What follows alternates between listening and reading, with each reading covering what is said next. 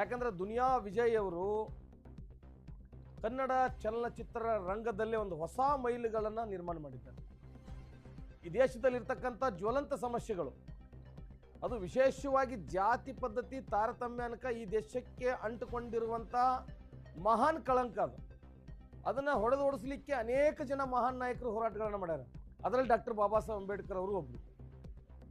ಆದರೆ ಆ ವಾಸ್ತವತೆ ಐತಲ್ಲ, ಇದು ದುನಿಯಾ ವಿಜಯ್ ಅವರು ನೀವೆಲ್ಲ ತಿಳ್ಕೊಂಡ್ರಿ ಇದು 80ರ ದಶಕದಲ್ಲಿ ನಡೆದಿರ್ಬೋದು.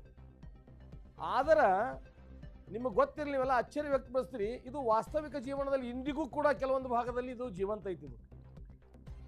ಊರು ಗೌಡ್ ಹೇಳಿದ್ದನೇ ಕೇಳಬೇಕು. ಇದು ನನ್ನ ಬಾಗಲಕೋಟೆ ಜಿಲ್ಲೆಯ ಒಳಗಡೆ ಇದು ಇವತ್ತಿಗೂ ಹಲವಾರು ಹಳ್ಳಿಗಳಲ್ಲಿ ಜೀವಂತ ಐತಿದೆಲ್ಲ. ಊರು ಗೌಡ್ ಹೇಳಿದ್ರೆ ಎಲ್ಲ ನಾವು ಕೇಳಬೇಕು. ಊರು ಗೌಡ್ ಏನು ಹೇಳ್ತಾರೆ ಅದು ಫೈನಲ್. ಅದನ್ನು ಬಿಟ್ಟರೆ ಬೇರೆ ಯಾರು FIR ಮಾಡುವಂಗಿಲ್ಲ, ಕಾನೂನು ಪ್ರಕಾರ ಮಾತನಾಡುವಂಗಿಲ್ಲ, ಗೌಡ್ರ ವಿರುದ್ಧ ನಾವು ಏನೂ ಹೇಳಂಗಿಲ್ಲ. ಅವ್ರು ಏನು ಹೇಳ್ತಾರೋ ಅದು ಅಂತಿಮ ನಿರ್ಣಯ ಅನ್ನುವಂಥದ್ದು ಇವತ್ತಿಗೂ ಜಾರಿ ಐತಿ. ಸ್ವಾತಂತ್ರ್ಯ ಸಿಕ್ಕು ಇವತ್ತು ನಾವು 26ನೇ ತಾರೀಕು 77ನೆಯ ಸಂವಿಧಾನ ದಿನಾಚರಣೆ ಆಚರಣೆ ಮಾಡ್ತೀವಿ. ಆದರೆ ಇವತ್ತಿಗೂ ಈ ದೇಶದ ಪ್ರಜೆಗಳಿಗೆ ಸಂವಿಧಾನಾತ್ಮಕವಾಗಿರ್ತಕ್ಕಂಥ ಹಕ್ಕುಗಳು ಸಿಕ್ಕಿಲ್ಲ ಅನ್ನೋದು ನಾವು ನಂಬಲೇಬೇಕಾಗಿರ್ತಕ್ಕಂಥ ವಿಚಾರ.